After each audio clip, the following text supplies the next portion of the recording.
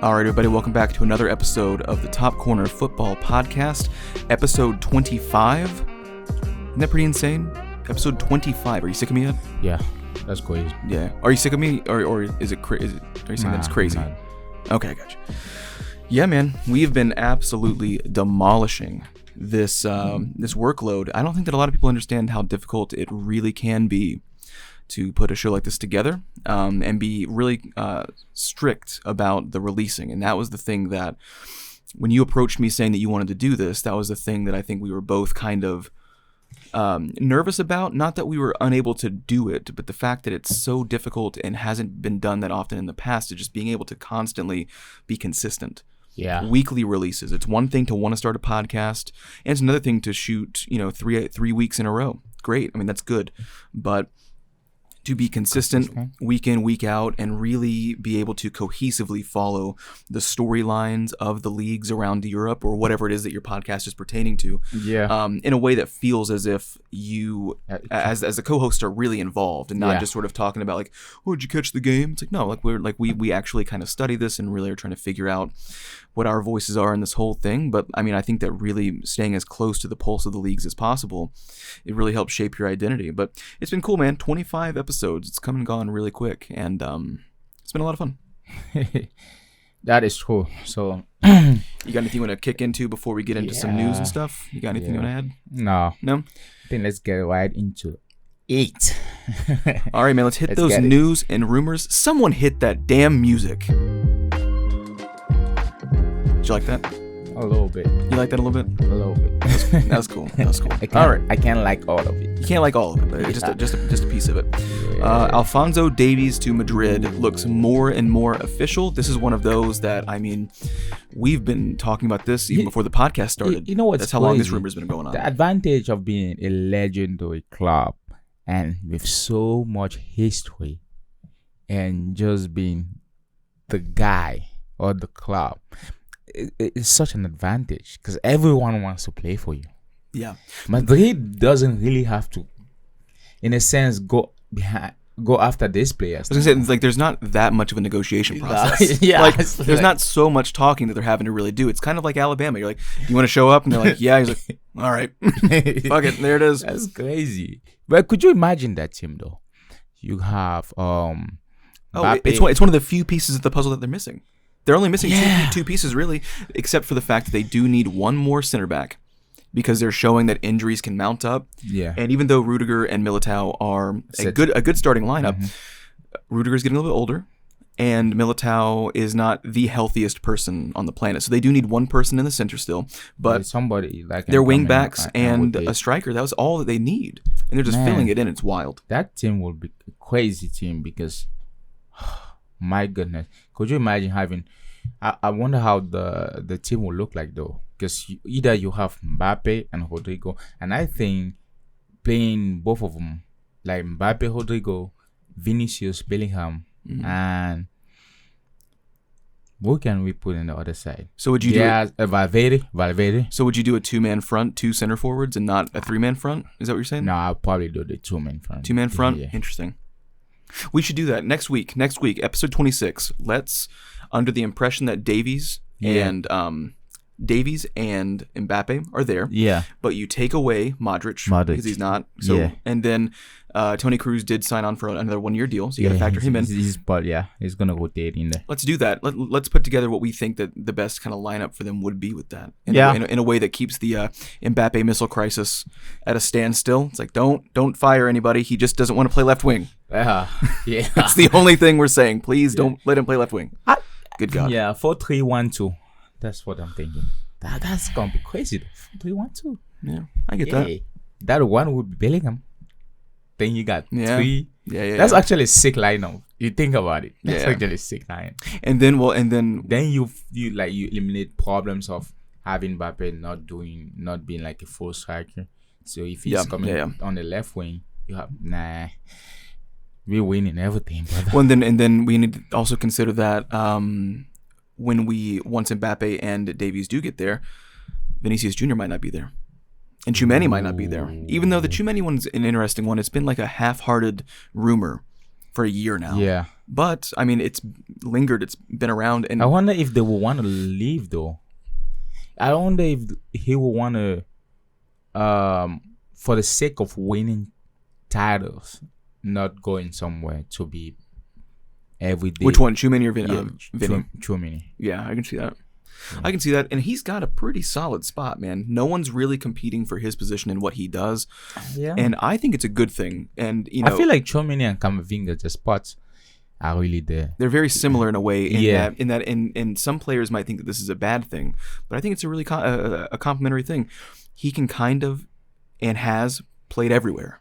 Yeah, like they trust him. It's not so much that you're like a throwaway, put him in somewhere. It's like there's confidence in you that you can play at the regular 8, but really we do like you at the 6, even though it's not the prettiest role, but you're good at it. He's central, and then sometimes you just have to be a center back and do okay at it. And it's just to me that's a good thing. It shows a lot of trust, and I think it shows a lot of worth. I feel like one person you don't want to get rid of, it's the guy that can play 3 positions if needed. That's true. Yeah. I look forward to seeing how all of that will look like. I really want to know, to be honest. I want. You just want to know the future now. Yeah. Well, that's a sign of a good build-up. It's a sign of good storytelling as well. Alphonso Davies to Madrid. You have speed demons everywhere. Yeah. Then do you get rid of because Ferland Mendy has not been horrible either, but he's not there. Yeah. It's one of those things when when a club is good, sometimes you can't really see how worse someone is. Yeah. Or how bad he is. He's not. I don't know. If you're trying to consist a team like that, I feel like he has no position. Yeah, but here's the thing though, and it's like assembly the Avengers, He does have a lot. Yeah, I do agree with that. But it's like, is Alphonso Davies expecting to play every La Liga game, every Champions League game, every Copa del Rey? Like, what is he like? He's not expected to play every single one of those. So, like, Mendy, I think, is made for Copa del Rey. That's the thing. He's not good. He's not good enough to start. I'm not saying that, and I'm not even saying that he's really good enough to replace Davies in any given Champions League or La Liga match. No, but he could be a good rotate. He could be in a rotation. I wouldn't personally be ready to just throw him away. Yeah. And you have the money for it, especially if you do make this crazy Vinicius Jr. sale. But then also, do you just go out and try to grab like a James Ward-Prowse or something? I don't know. I heard Chelsea was also ready to offload 10 players. Yeah, that's a crazy one, actually. It's a lot. Lucas Paquetá, possibly going to Manchester City if Bernardo Silva leaves. That makes a lot of sense. It's not really a one-for-one exchange. Paquetá is not obviously at the Bernardo Silva level, but then again, Bernardo Silva is a world-class midfielder, so what are you going to do about that? But if you're looking at someone to come into a system and play their part well, he is one of those guys. He's up there with like Bruno Guimaraes, that are young, that are playing at deceptively high levels. Even if it's just Newcastle, I don't want to say just Newcastle. I mean, they were in the Champions League. But West Ham, Aston Villa, Newcastle. I think that people take for granted how high profile of clubs that those are, and how consistently someone has to be playing at a high level to be involved with those sides, whether they are in the Big Six, whether they're challenging for the title or not. To be in the top club in Europe, in the starting lineup, in the top of the table, like in the top half of the table. I mean, in theory, most of those guys should be able to get plugged into a Big Six side and do something impressive. But that makes sense to me. What do you think about Lucas Paquetá possibly in that role? It's not the same exact role, but filling in that gap. I feel like he could be good for City. Yeah. Filling the gap from Bernardo Silva, but that would be an interesting thing to see or to watch. Yeah. I just don't know how effective he will be. They don't have the same skill sets. Yeah. That's the thing. It's sort of like replacing Ilkay Gundogan with Kovacic. Kovacic is a good player, but they do very different things. And Pep Guardiola is not foolish enough to think that when you slot somebody into that old position that they're there to do the exact same things. Yeah. But you sit there and you wonder, it's like Gundogan filled such a specific role, and Kovacic is not a very specific player. Yeah. He does a lot of things well, but he doesn't do anything particularly perfect or world class. So it's hard to build a system around someone like that that's kind of just a B- across the entire board. Yeah. You shape your team on the identities of your A+ players.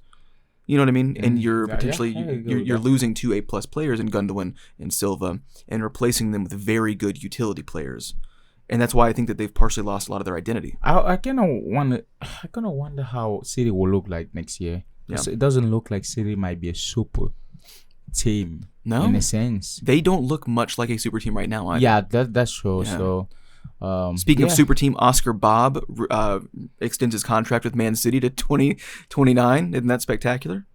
What? Yeah, it's good for him. Anyway, yeah, I'm that's kidding. true. Nothing against him. He does look okay when he comes in. But talk about, again, players that don't have particularly strong identities Yeah, being forced to play within a team that at one point every person was like a world-class identity in what they did the best, which is interesting. Ramsdale to Chelsea in Yeah. the summer.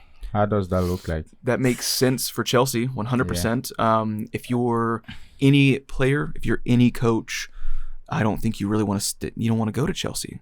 Yeah, And again, I mean, money is a driving factor. Some guys really do. They're like, take away my Champions League opportunity, take away the cups, just give me this money. I've never respected that mindset.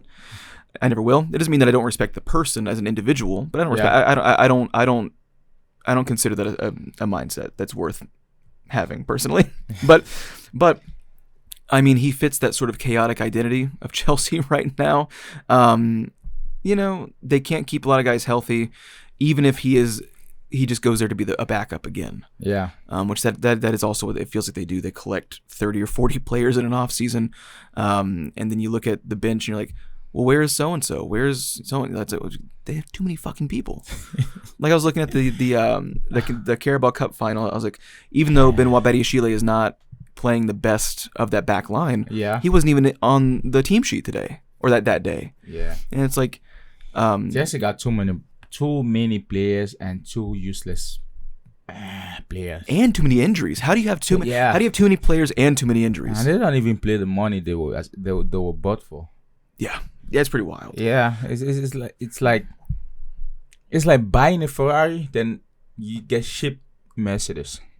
Yeah. It's like, they come in and nothing is happening. I'm so sad Yeah. for Chelsea. No, But I'm not- you I'm know not what? sad for Chelsea. Chelsea is kind of looking. They earned it. They deserved this. They deserve this happening to them. Yeah. No, I don't know. You think it's karma? I don't think it's Look, I think that like it's a good example of what happens when someone out of their depth Yeah. decides to take a position of control. You talking about the president? Yeah, I'm talking about Todd Bowley. I'm talking about him assigning himself in a position where he himself doesn't need to be. He made himself sporting director. Why did he need to do that? He doesn't know. He doesn't know what the fuck he's talking about. The Chelsea situation, though, I feel that's why I don't know. No one should come for me, but I feel like sometimes politics should Come for be him. aside.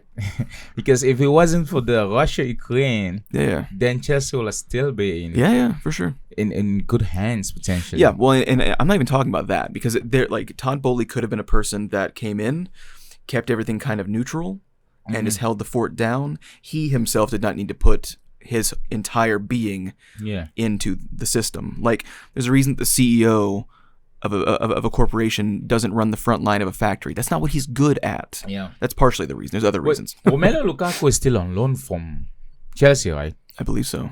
Or did they buy it out? Did they buy him out? I'm No, not sure. I don't think so. that He's still, yeah. Inter was thinking about buying him out, yeah. but then they He's sent him back, and then he's at Roma now. Roma now. Yeah. Yeah, I think they might be looking to offloading Romelu Lukaku, Ian Martin, Trevor Chalobah, and Armando Broja. Broja and Matson, go now. Cucurella? Get out. Would you offload Cucurella? Yeah, 100%. Conor Gallagher?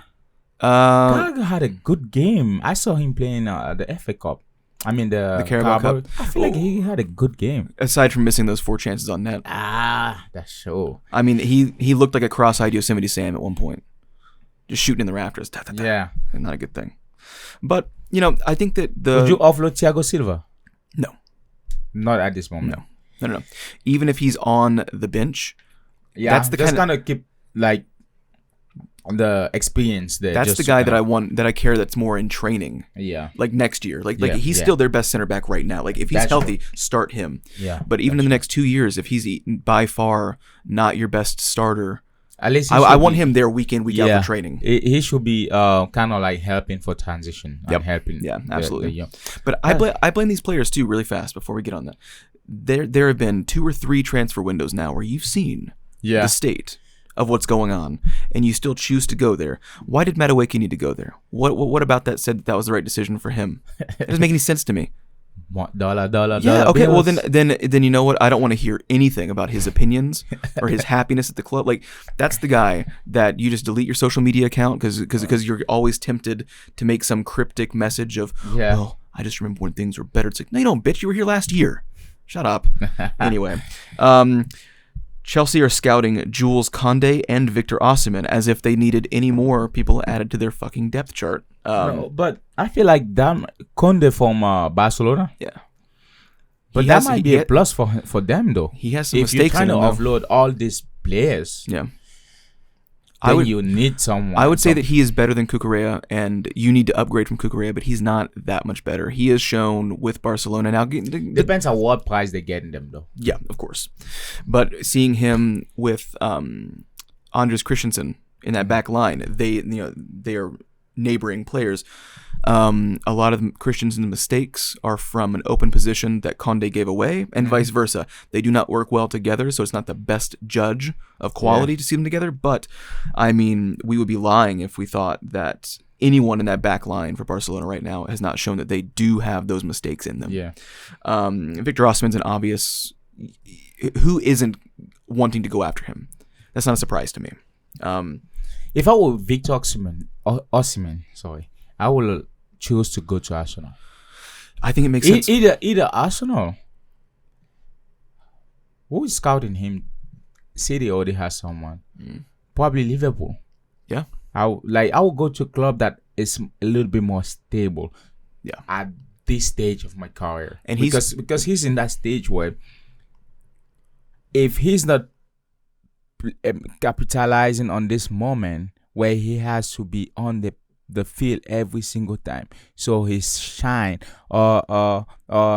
his star is still shining for everyone to see. If he goes somewhere that is unstable, it will dim really fast. And he's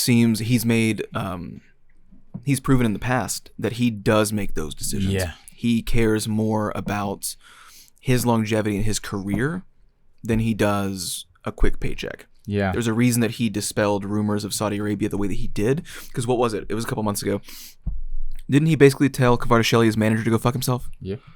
All because the guy said, and don't get me wrong, the guy shouldn't have said it. He's acting like a moron. He's acting like he's on TMZ, going, well, I think he's going to Saudi Arabia. And it's like, shut up. You're not his manager. You're not his agent. You don't know this guy. Stop talking out of your ass. Yeah. But he still needed to do that. And that's all Osimhen said. He's like, don't speak for me. It's like, he has a good head on his shoulders, and he's time and time again, I think, behaved very well and very professionally when it comes to decisions that concern his future. And I think that he would look at a team like Chelsea and say, whether he dislikes the club as a as a supporter, because all these guys have preferences. All the guys playing on these teams have favorite teams, and they're not the ones they're playing for. Like they actually root for other. They grew up with it. Whether he liked them as a kid or hated them as a kid growing up, he's not going to be swayed by a simple paycheck. I think that he's understood. He's got it figured out that he can make the money in the long run. He wants the long good career, and I applaud that. And I've always applauded that about him. So it makes sense that Chelsea would go after them, but they're going to probably try to make every potential sale possible because they're doubling down on their own mistakes. Yes. And they're digging themselves into a worse hole. But speaking of good financial decisions, City won $100 million for Kevin De Bruyne from Saudi Arabia. I agree. No, but I mean, fuck, man. If you're gonna do it, it's Saudi Arabia for Kevin De Bruyne. It's $100 million. It's a lot. They'll pay it. They're not expecting Liverpool to buy that. Saudi Arabia will gladly spend $100 million for 3 years of Kevin De Bruyne. And if you think that they won't, you're crazy. They spent how much for Neymar? It's not that I think they won't, because these guys you're just like, obviously damn. They have money. Yeah. But I don't feel like they care enough about good financial decisions to actually be competitive. It's more about we have the money, we're just gonna buy it. Yep. Without it making sense. What's your offer?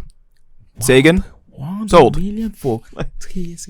I mean, I get And it. But I don't he's still get it. playing very well. He came back from injury like he missed nothing. I'm not saying that, but that's not even the part of their decision making. Their decision making is who's going to sell the most jerseys.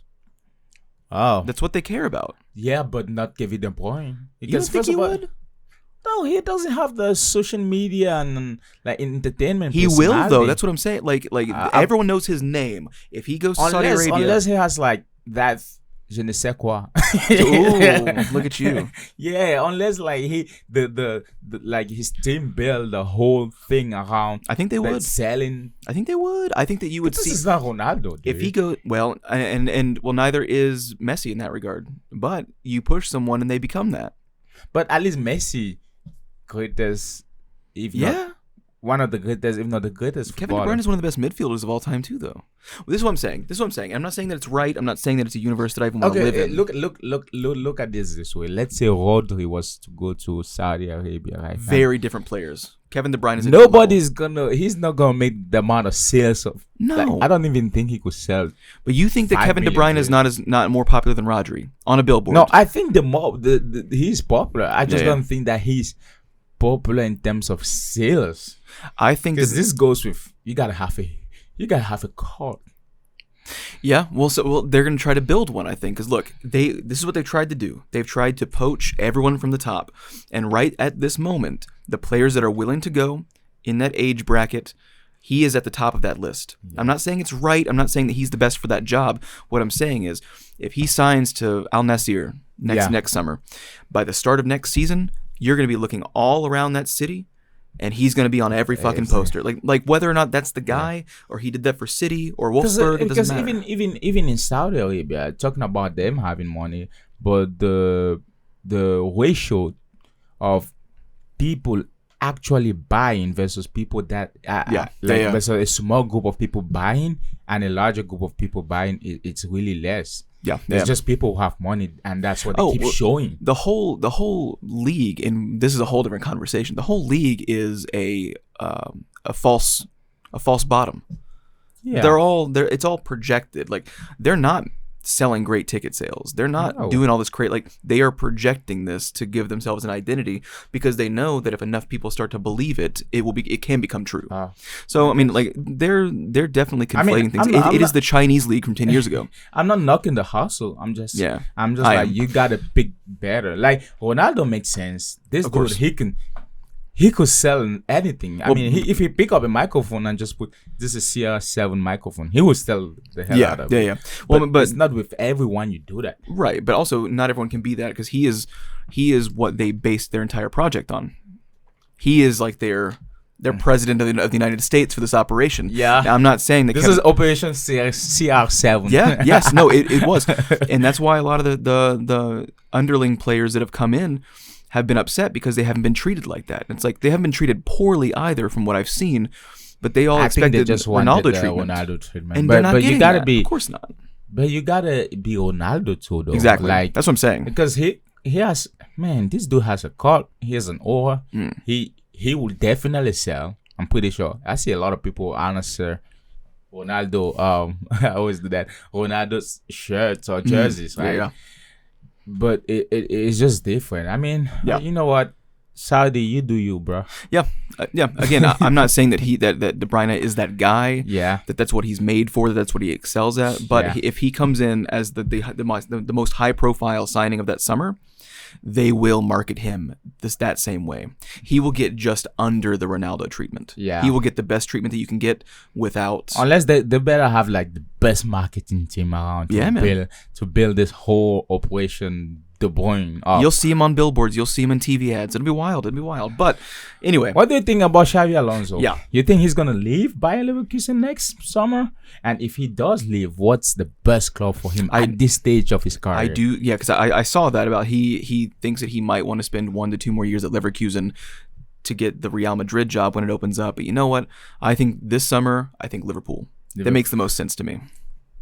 Liverpool is kind of a double-edged sword because do I go to Liverpool as someone that's replacing Jurgen Klopp with that legacy? If I continue, then it's good. But if I messed up, it's over. Yeah. Especially that I just started my career. Yeah, but and don't get me wrong, I do agree that especially being the person that takes the mantle from Jurgen Klopp, that carries a lot of weight to it. But isn't that kind of every second coaching position though? Where like if you did well, you have to do well again. No, It's pretty important. I mean, I don't know. I mean, like, I could be wrong. I mean, and yeah, Liverpool is not where you want to make the mistakes. Yeah, but definitely not. But what second club would he be able to go to and fail at and still have the same stock that he currently has? Where could he go? Ooh. Napoli? Fuck. No, I don't think. I don't. The way he plays now, either he stays at Leverkusen, or if he's going somewhere just to make sure that the next year for him is also a year of wow. I will go Madrid or Liverpool. I agree. Because the margin of failure is not that high. I mean, it could be, but you have more to do with. You have good players at good levels. Yeah. So your margin of failure is really low. I just think that it's kind of a bad thing when you're this good this young, because then you have to continue doing There's a lot of pressure. Right, because if he was, if he had built it up like then yeah. I mean, it still kind of makes sense though. The problem with that is you could go to this club that have less margin of failure, and if you do fail with Madrid, then bro, are you that good or you not good? Yeah, you do fail with Liverpool. In another scenario, he could have been the one to replace. To go to Napoli instead of this Calzona guy, and take them from 11th up to 6th, and been like that's a small victory, that's a good thing, but there are quite a few managers that could manage that, but the issue is that doing what he's done at Leverkusen so far, he can't really go anywhere and do less than that for the equivalent of that club. You know what I mean? That's true. So that is kind of the curse of performing that well at such an early stage of your managerial career.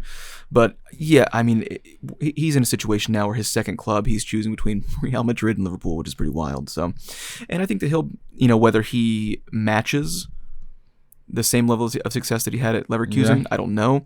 But I don't see a situation in which he goes somewhere and just collapses. So, that's true. Julian Nagelsmann to Liverpool if they can't lock down Xabi Alonso. What do you think about that? Does that make any sense to you? That don't make that. Oh, to Liverpool? Yeah. I don't see any opposition to that. I feel like was he coaching Bayern, right? He used to coach Bayern. Yeah. And I think he was the one that would skateboard around training. Yeah. He's like 33 or something like that. I don't see anything bad with it, honestly. It's gonna be either him, either Mourinho, that'd be so cool. I want to see him back in the Premier League so bad. But I want to see him with a top team. Like I want him to come and dominate and destroy everything. Yeah, it's kind of like a last dance before he, hangs it up. Yeah, you don't think that he could do that at Liverpool? No, I think Mourinho? he could do it. I'm just saying that I want him at the top club, like with top players. Yeah. And you don't think that's Liverpool with top players? Liverpool could do it. Okay. Liverpool could you taking it about like you want Mourinho to go somewhere else in Liverpool for top players and top clubs. No, Liverpool he could do that. He could do that, like, because they have the money and they have the players too. They have good players currently. They like to act. They like to act like they don't have the money. Yeah, which I like. Yeah, because it makes people act right. But they have them. But Nagelsmann, Nagelsmann, whatever his name is. Yeah, he seems middle of the road. His name doesn't jump out at me as in this whole managerial shakeup. You know what? Or they could get Xavi. I wonder if that it's gonna be less scrutiny for Xavi though. Yeah, will it? I would pick Nagelsmann over Xavi because experience. Yeah. It's gonna be either that or someone we've never heard of. I mean, it's gotta be a Ten Hag, once in a while with Ajax. Yeah. Well. So, let's see how that goes. Well, let's get out of these news and rumors. This week we had some. We ain't got shit else. This week we had some important games. I don't know if they were important, but they were Champions League. They most certainly took place. Definitely. Definitely. See, I had such high hope for Arsenal. Looked like a dog's ass. Ah, man. Saka looked tired. Yeah, man. Odegaard looked like he didn't sleep Yeah. for the whole trip. It's the high Norwegian cheekbones. That's what it is. I wonder what's the problem though. Like they've been killing it lately in the league, and you get Porto. Porto just held them down. I mean, they couldn't even do anything. No counter attack. Could you imagine that? 0 counter attacks. That is crazy. Porto's their defense was on it, man. That's true. They didn't. I mean, they shut it down. They did. One of the commentators said in an interesting way, they're acting like they're playing away from home right now. Ooh, that's good. Which, well, I mean, and Porto was. They looked like they weren't wanting to attack because they didn't want to leave themselves exposed. Yeah. But they still moved the ball around and kept it away from Arsenal at a time. But like, That's true. It really was this like, hey, try to unlock this defense. I don't think that you can, and they're not used to playing against these guys. They know that Arsenal have very limited experience in Europe, so playing with these sides that they're very unfamiliar with, you know. Arsenal and Champions League just don't go up.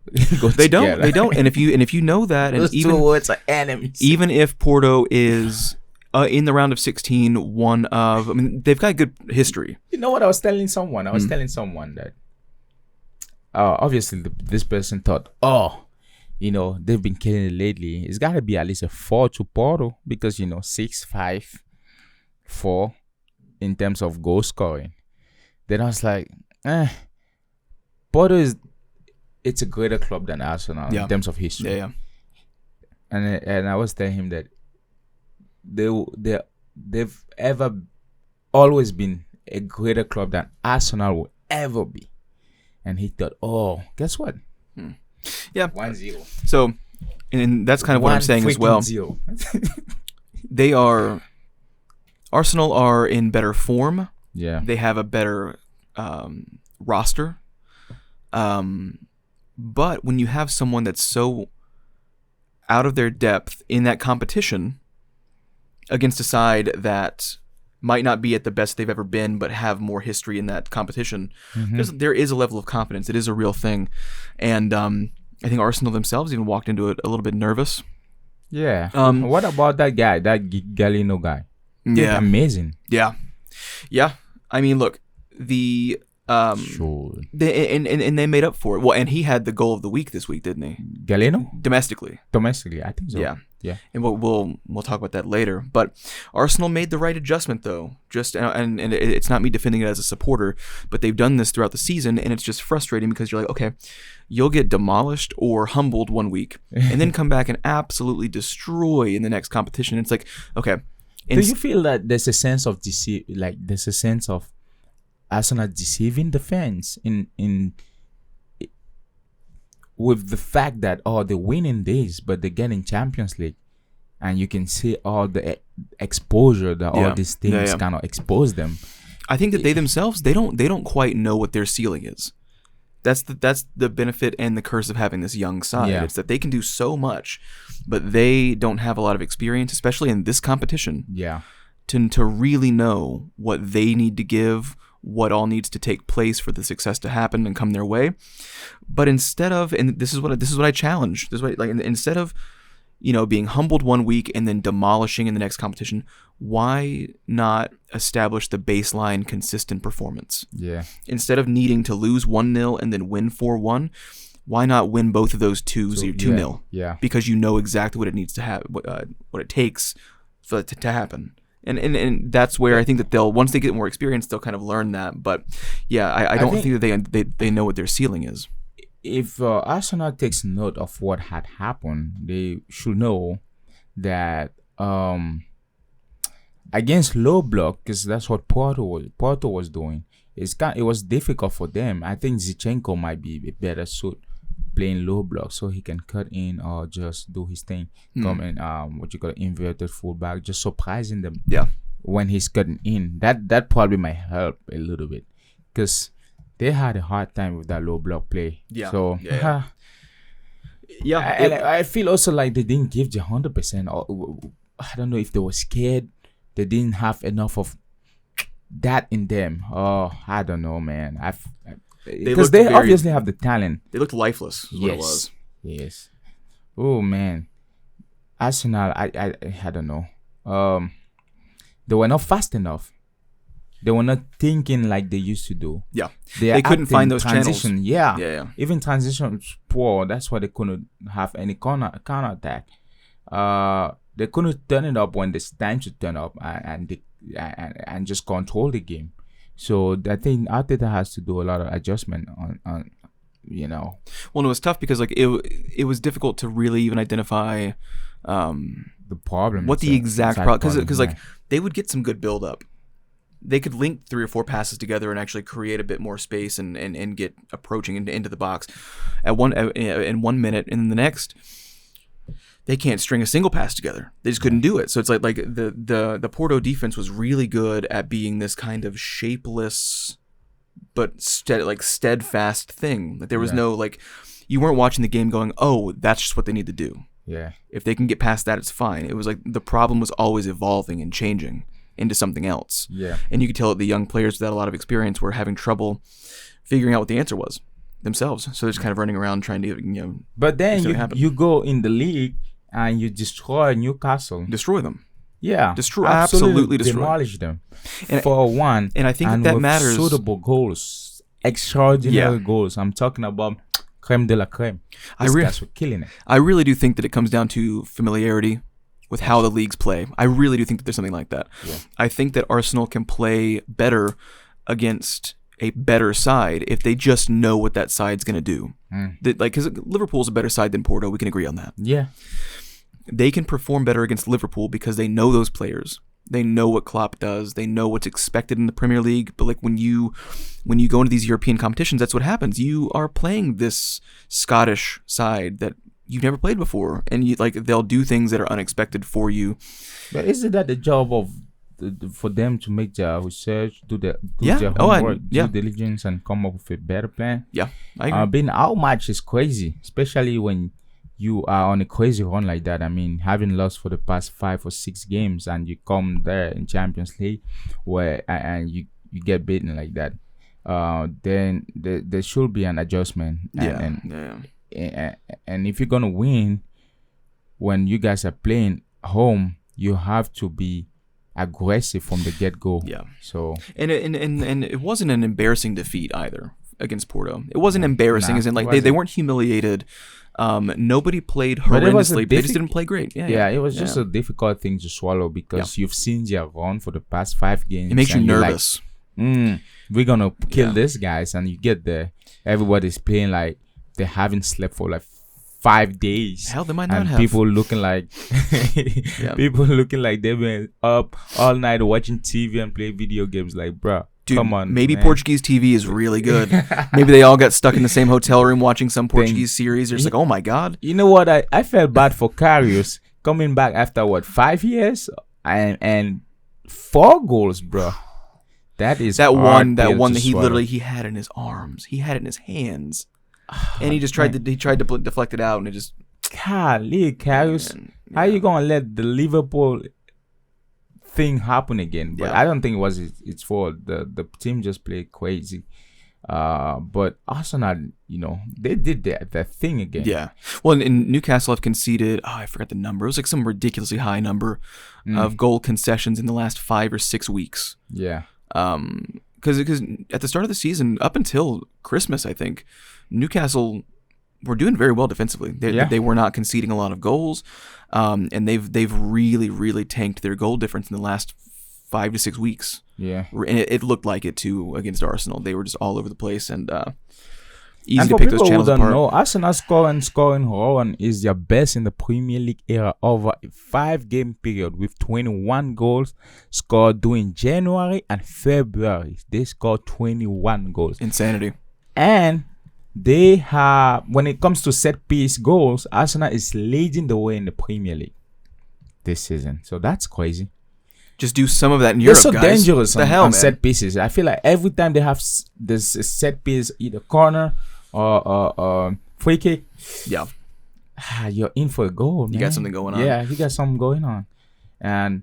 But we don't need to talk about Bournemouth and City that much. No. But not the best performance from City, but they got it done, and it's one of those where City is not looking as convincing. No, they're not. As dominant as scary Yeah. as they looked last year. So Yeah, I mean, that's what happens when you let star players go, man. I mean, Gundogan literally won the FA Cup for them last year for their triple. and you let him go. You let him go. You let him go. Fuck him. Let him go. And he's not excelling. I mean, he's by far the best.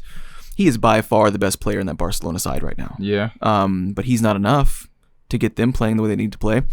You got to think that he believes that he made the wrong choice there. You think so? I think so. Ooh, Pep Guardiola? Gundogan. Oh yeah. But he's also not the kind of guy to harp on that kind of stuff. Like, he seems like he's a very mild, even keel kind of guy.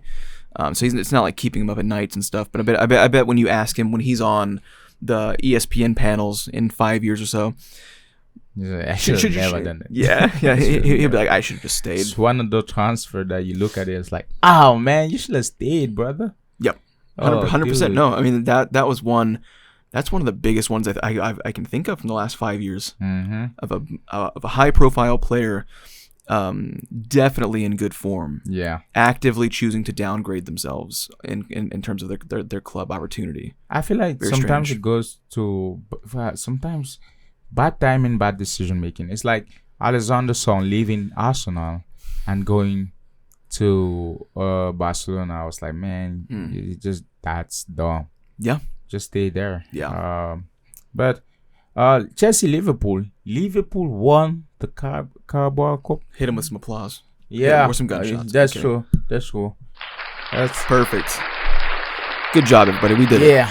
Liverpool deserved it, and you would think I don't. If you think that winning that will be a factor for Jurgen Klopp to stay, bruh, he's still going. He's still going. He's still out. living. Here's a He question. ain't staying, brother. Could they? I mean, they're still in all three remaining competitions. Yeah. And could they Could win they do a treble? quadruple? Oh, It could be, because they're it's like slow and steady and sneaky. well, and it benefits them because it's not the true quadruple, because it's the Europa The League, not Europa the League, Champions yeah. League. But at the end of the day, domestic, It's still a trophy. yeah. No, well, I mean, they are by far I mean, when I say by far, I mean Leverkusen is still the number 2 option, but I do think that if Liverpool and Leverkusen meet in the final, Yeah. Liverpool's still the heavy favorite. It's a great matchup. That's probably the best Europa League final in the last 10 years, if that does happen. But I don't know. I think that they are really genuinely still in the running for the FA Cup, for the Premier League, and I think that they are favorites in the Europa League. He could walk away from Liverpool with a quadruple. Oh. And just, what do you do? What do you do? No, but that would be kind of tough though, because like he's taking a year off, whatever, and he is quitting, or not really quitting, but he's going out in a big door. It sounds like he doesn't want to quit. Yeah, he doesn't want to retire. He doesn't want to leave Liverpool. He just wants a break. Yeah. And obviously the club themselves can't take a break, so he's got to step away. But at least if he does that, he's taking a break in style. He's probably gonna go like in one of those Amazon rocket ships up to space. He's doing something crazy. Just, Yeah. No. What'd you do when you're off? Oh, I did a deep sea adventure, and then I flew to the moon, and then I came back and I won another FA Cup. that would be tough. That'd be awesome. Hit my boy up. Whoever does those rocket ship or whatever, spaceship, or space travel, exotic stuff. Hit him up. Put him on. Yeah, and maybe if you have a horse, he needs that break. Yeah, and like if you have like a horse and buggy ride, send it my way. 'Cause that's more my speed. Thank you. All right. Well, that was it for the league. But the Premier League is in there's such a good competition going on right now. Wide open. It's left for everyone to grab. There's not someone that you look and you say for sure this guy is gonna win. I mean, you got Liverpool 60 points, City 59 points. We might be complaining about City, but never forget, a lion will never be a cat. So I didn't know that you liked poetry. Oh man. So Arsenal is behind with 58 points. Golly, this is just 2 points of discrepancy between Arsenal, the third, and Liverpool, the first. Yeah, and then don't get me wrong, difference. Aston Villa are not in the running to win the league, but Aston Villa is 52. Yeah. 52 points. The point separation's not that crazy. It's pretty wild going That's through. crazy. Tottenham 47. I mean, even if you had to give Tottenham the league, they won't win it. So yeah. Well, it don't matter. And and it's funny too. Really fast, just while we're on the Premier League, and then we'll do some goal of the week, and then we'll do like a player of the week, and then we'll do our power rankings, and then we'll get the fuck out of here. The guys at the very top are playing very well, considering that no one is playing perfectly. Yeah. And then at the bottom of the table, you have two of the worst performances in Premier League history with Burnley and Sheffield. Look at what's going on down there, man. 3 wins, 4 draws, 19 losses. Good grief. Burnley. These guys just came in to give point. You get some point. You get some point. Burnley have 19 losses. They've in their last 5 games. It's 4 losses and 1 draw. 1 point in their last 5 games. Yeah, that's pretty outstanding. Crazy. Thought that was noteworthy. That it's a very. The top clubs have stepped down a little bit, and the worst clubs have kind of like the entire value. And to me, it's a good thing. Yeah. The entire value of the league itself has stepped down just a little bit in terms of there is no one team that's dominating. Just everyone across the board has kind of just not been firing on all cylinders, and it's made the league very competitive overall.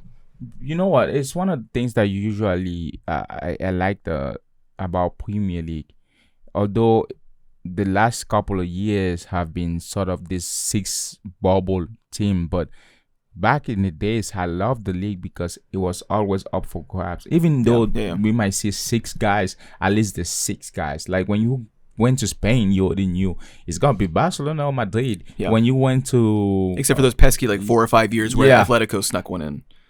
If you went to Bundesliga, maybe Dortmund can come in, but for sure will be Bayern. If you went to Syria, Juventus. I mean, Juventus kept winning that stuff. You would think they bought it. Yeah. Well, they might have. Juventus might have change the subject. But yep. So that's what I've always appreciated on that. For sure. Yeah. So. Well, let's get to something that is very special. And every week there seems to be one that's even more and more impressive. Oof. It's the goal of the week. Goal of the week.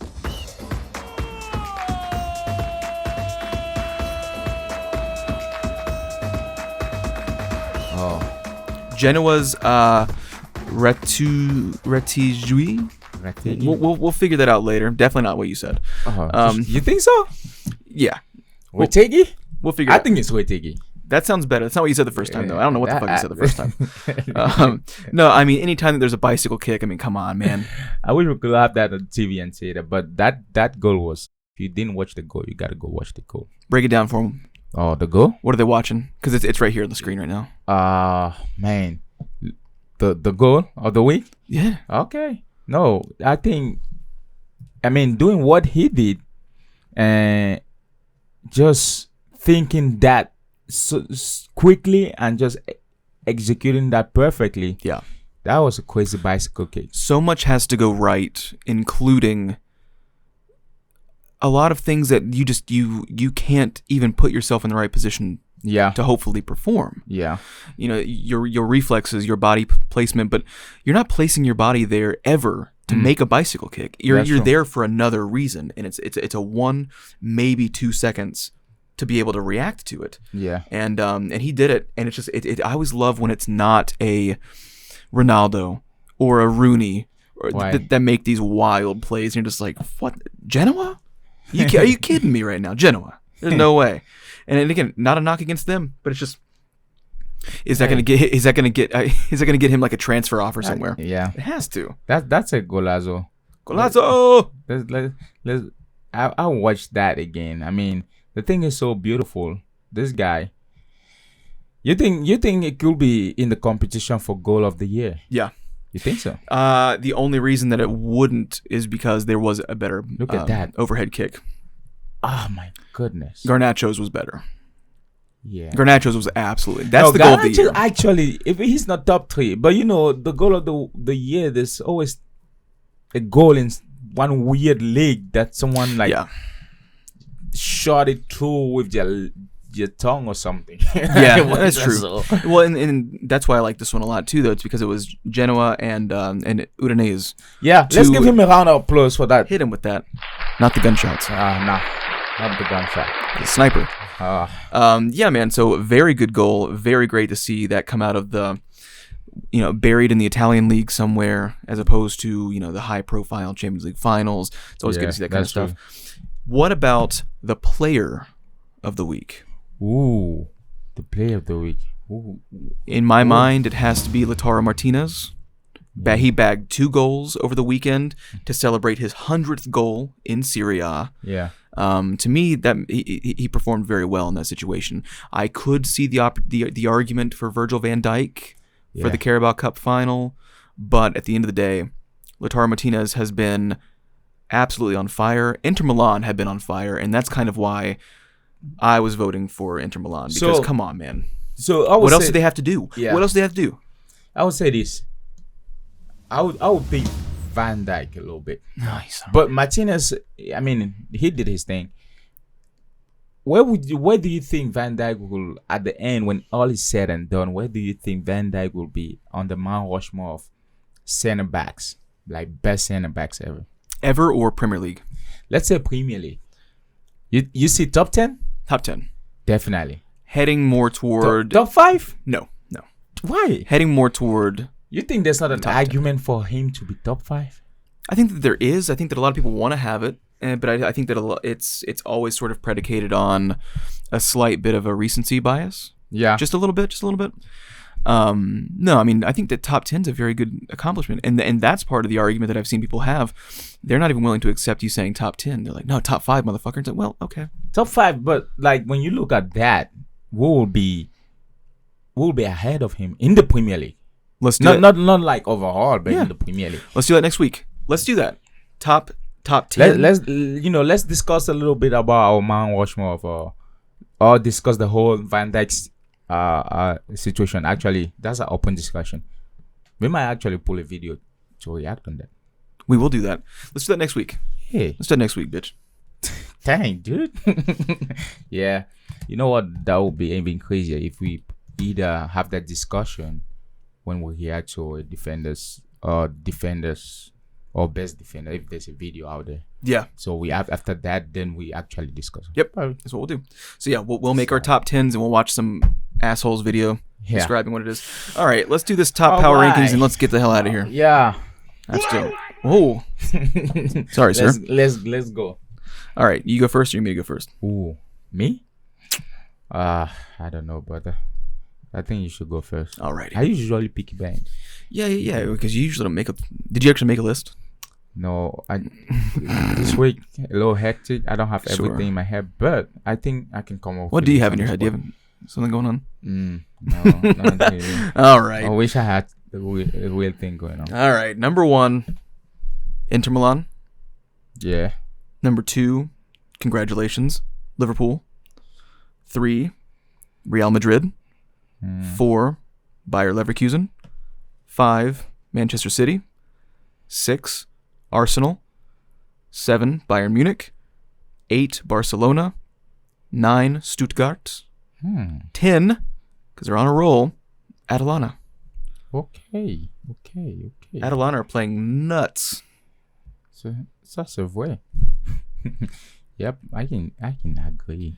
What was it? Atalanta's undefeated in like 9 of their last league competitions. They're playing. It's insanity. Yeah, so that's cool. They're actually killing it. So, and of the 9 games, I believe it's 7 wins and 2 draws. And that last draw was against Milan.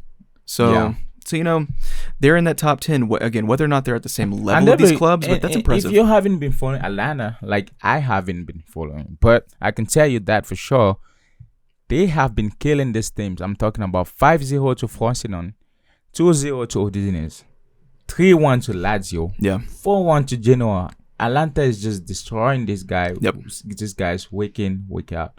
So yeah, they've been playing a good football. I mean, your list has. I wouldn't disagree with any of that. So I think it's in. The only thing that I would say, I think that I could, because Girona won today. Mm-hmm. Stuttgart's been falling a little flat. Mm-hmm. Girona, when they come through, they come through. When they lose bad. What was your first again? My first would be Leverkusen. Inter Milan. Because they are playing almost at that same level of Leverkusen in terms of just not taking defeats. And they're doing it at the top of the table in a better league. And they're playing Champions League football at the same time. I see. You got a point. But mine will be Leverkusen just because they haven't lost. I think those top four, I think Milan, Liverpool, Madrid, and Leverkusen, I mean, you could, to me, almost put those in Paris Saint-Germain? No, because of what Atalanta did. They would be in 10th, though. Do you feel like you hate Paris Saint-Germain? I don't hate them. I don't like them. I think that they're overrated, and I think that it's things like that. It's things like that. The fact that they have to be in my top 10 when are they playing as been losing like the past how many games? They're in the fucking French league. Okay. I mean, whatever. That's okay. And they're winning Champions League too. 2-0 with an unimpressive performance against one of the best matchups that they could have had to make themselves look better. You think so? Yes, I think so. They could have gotten Copenhagen, but you know what? City pays off everyone for the draw to always get the best round of 16. So PSG didn't have the money in the pockets this year. That's a bold statement. Look at it. Look at the last 5 years in Champions League round of 16 matchups for City and tell me it wasn't either the worst or second worst in that available lineup. They always fucking get it. Anyway. All right, guys. Give me your tops. My tops? Yep. I don't know, man. Well, let me hit you. Leverkusen first. I'll go for man, there's a little sense bias. But Leverkusen first. I'll go for I wanna go for Munich, but they'll be not second. I will not brook this. You know what? Leverkusen first, Madrid second. Okay. Third will be Liverpool. They have a cup. Yeah, no. They won a cup yesterday. You know what? Yeah. Do you hate Liverpool? Do you hate Liverpool? Fourth, no, I don't. Fourth will be Arsenal. Okay. Fifth will be City. Okay. Sixth will be Inter Milan. That's criminal. That's fine though. Yeah. That's fine. 7 will be Munich. 8 will be Saint-Germain. Did I say Paris Saint-Germain? No. 8 will be Paris Saint-Germain. 9 will be Stuttgart. Yeah. 10 will be Atalanta. I can give it to Atlanta. Do it. Yeah, I'll give it to Atlanta. Let me give a round of applause to Atlanta. They are getting up there. Yeah. Thank you. But good stuff. That's my top 10. Good stuff, guys. That was another episode. That was the 25th edition of the Top Corner Football Podcast. Again, this is where you can get all of your news, rumors, updates, match breakdowns, and you guys are so great. We're killing it, guys. See, every time. Go listen to everything. We have our links. Spotify, I truly never tire TikTok, of hearing that. And everything. Yeah, just go subscribe, turn on the bell notification, like, comment, and watch it. That's like a full-time job you're asking me to do. They gotta. Goodbye. Goodbye.